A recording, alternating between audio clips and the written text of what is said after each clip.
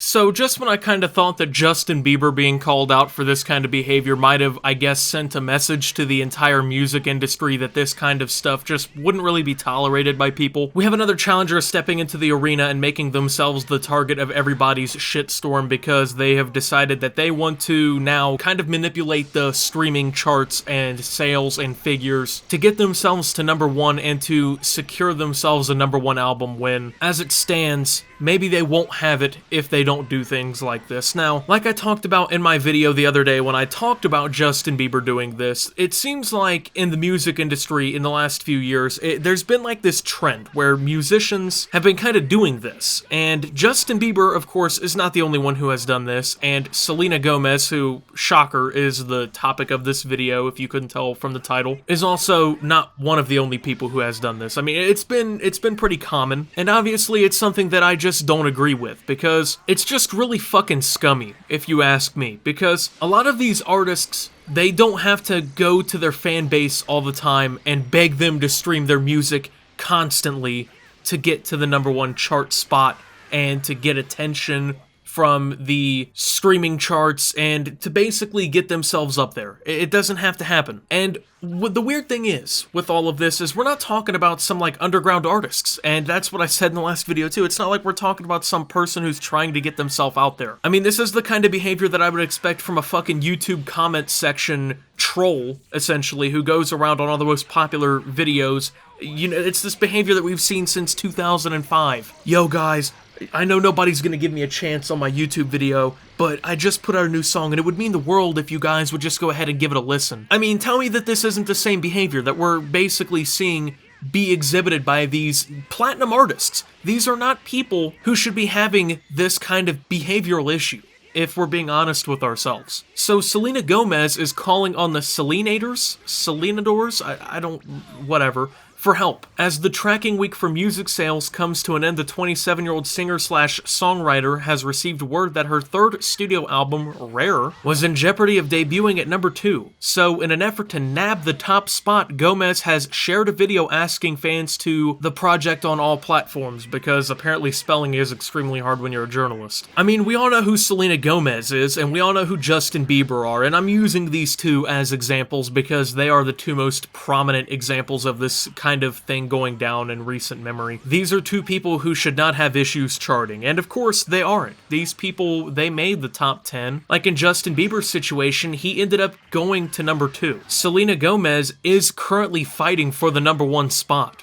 So it's not like she's really, it's not like she's down here at number 38 and her career is on the line with this album or anything. So it's just really ridiculous. And the thing is it's the same artist who has done this to both people now. Roddy Ricch, with his momentum that he's built with his hit song The Box and his album Please Excuse Me for Being Antisocial, he's basically been able to take the #1 spot, and he beat Justin Bieber to #1. Even though Justin Bieber basically had put out this post where he gave people instructions to try and cheat the system by using VPNs, using playlists to repeatedly stream the song at a low volume while they slept, and all kinds of just really scummy ways to try and manipulate the system in his favor. Justin Bieber could not beat this newer artist, Roddy Ricch, okay? And now Roddy Ricch, after beating Justin Bieber, is now facing up against Selena Gomez, who, once again, very established artist, has been around for a long time. This is their fourth album now, her fourth album now. But here's what she said. "I just found out that my album is neck to neck with another incredible artist," she said. "I told people before that, you know, it's not about the numbers for me, but I would love for the most important album I've ever released to become #1. So if you don't mind streaming it or listening to it on all the platforms, it would mean the absolute world to me. This is, again, something I've dreamed about for so long. But regardless, I just hope that you guys are enjoying it and that it's something that you can all just enjoy and have. So no worries, either way, I'm happy." So one thing I can say, she didn't pull the full Justin Bieber and, you know, basically release a fucking 87-page essay on how you can manipulate the system, download a VPN and set it to the United States in order to cheat the system and boost my numbers, buy the song several times on iTunes, even though Justin Bieber has a net worth in the hundreds of millions because he really needs to have this number one. She didn't do that. She was pretty respectful. I can give her that credit. But one thing that I find very weird about this whole thing, very hypocritical, I don't care about the numbers, but, I really need this album to become number one. It'd be so important to me. It's the most important album I've ever released. It would mean the absolute world to me, but hey, it's not about the numbers for me, but it means the absolute world to me that this album goes number one. Like, it's a direct contradiction to what you just said 2 sentences ago. You've dreamed about this for so long, but yeah, it's not about the numbers to you. But you've dreamed about this happening for so long, but it's not about the numbers. You hope that people are enjoying it and that it's something that you can all just enjoy and have, but instead of just hoping that people are enjoying the music and that it's something that they can all just enjoy and have, you're sitting here infatuated over the fact that you can go number one, and instead of letting people just purely enjoy the album and listen to it at their own pace, you're now trying to get them to listen to it at an artificially inflated rate in order to boost your numbers to, I guess, satisfy your own ego and to satisfy what you want. Which, may I point out, you don't see Roddy Ricch, who has now gone into competition with these two, against his own will, basically. You've never seen him out here like, hey guys, I really need you guys to stream my music. I really need this to happen. Please make me number one on the charts. That never happened, okay? As a matter of fact, he has now tweeted in both of their favor. He put out Stream Yummy by Justin Bieber, was not a fan of him tweeting that, and he has now put out Stream Rare by Selena Gomez, so he's now endorsed both of these artists for their behavior. I'm assuming so he doesn't create issues with their fan bases and rub people the wrong way. But here's why it's even more ridiculous here, okay? According to data reported by Hits Daily Double on Tuesday, Gomez's Rare is leading this week's sales by a slim margin. The project is expected to rake in 105,000 to 120,000 units within its first week, but Roddy Ricch's Please Excuse Me for Being Antisocial is not far behind, as it is on track to earn an additional 95,000 to 105,000 units this week. So she is already expected to win this race. It's not like, she's expected to get blown out of the water or anything. She's expected to win this. But even then, oh, please boost my numbers. Please boost my numbers even more. Either way, I'm happy. I'm already projected to win, but hey, stream my album even more because it would mean the world to me if I was number one. But hey, it doesn't matter about the numbers.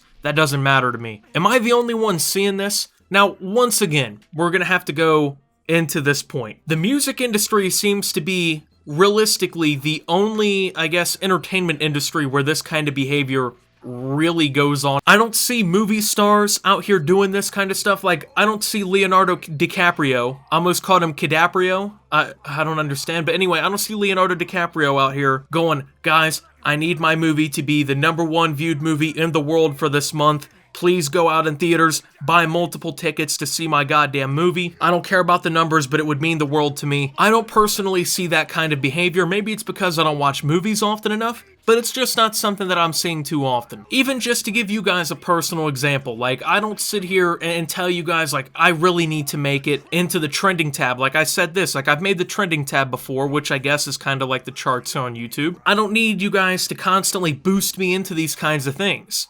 It's not something that I need. I don't have to, like, even when I put out videos, okay? Like, I'll tweet out new video, give you the title, give you the link, give you the thumbnail. Literally all of the relevant information for you to decide whether or not you want to watch that video. Because you're already my fucking audience. And it's the same thing with these music stars. Like, you guys watching the videos, you're gonna watch them on a constant basis, so I don't have to be like, oh, please watch my video, guys. Get it to 250,000 views. It doesn't have to happen. When I tell people to, like and subscribe and follow on Twitter and join the Discord and stuff in every video, that's because there's new viewers watching in every single video. Literally, that's the only reason that happens. And that's, that's not even the discussion that these musicians here are having. They're just like telling their diehard fans so that they can get the most streams possible. At the end of the day, when you're in one of these kinds of battles, where you're like fighting for number one, if people think that the album deserves to go number one, and the album is at the quality that it deserves to go number one and everything, the chances that you will go number one are pretty high, right? You're already up there in the fight. You're basically battling with what, one, maybe two other albums? In music, it's not like there's really 30 to 40 albums fighting every week. It's usually like 1 to 4 albums that are honestly fighting for number one. And in this case, it's like you already are favored. So why act this way? Why do musicians constantly do this? And why is it that it seems like in all of entertainment, The only industry where this is really like a widespread thing is in the music industry, where it's like, they just can't accept the fact that they're not number one. You can't always be number one. My videos, they get ranked out of 10. Like my last 10 videos, they get ranked on their performance. You can't have 1 out of 10 every single time. It's pretty much impossible. But I'm not gonna spam everybody and be like, hey guys, you need to watch my videos 9 times in order to get my video to number 1 on my chart or on the trending tab. Like, it's ridiculous. And it doesn't look good from the outside either. When people look at you and they realize that you're basically begging your fans to give you a number 1 album, people don't really look at you as an accomplished artist at that point. Like, not in the fact of like your whole career, but at that point in time, they don't really look at that as an accomplishment, you know? Why should I look at that as like, oh, you earned that accomplishment? At that point, I'm like, oh, you earned your fan base earning you an accomplishment. Congratulations. That's awesome. It must be really nice to have millions of people around the world who are willing to listen to you tell them what to do. That must be really cool. But this is so fucking ridiculous. I'm honestly stunned that another marketing team really thought that this was okay, that another musician thought that this was okay to pull off in such close proximity to another situation like this. But I wanted to give my opinion on this one too. So thank you guys for watching. If you did enjoy, make sure to leave a like, subscribe if you're brand new around here on my channel. Follow me over on Twitter at @subtooptimus. I post memes, thoughts, and updates over there. Unfortunately, I'm shadow banned, so you'll have to click the link in the pinned comment. Join the Discord down below. Lots of great things going on down there as well. Thank you to my channel members. Your support helps my channel tremendously. And until my next video, guys, this is Optimus, begging you guys to get him to number 1 and signing out.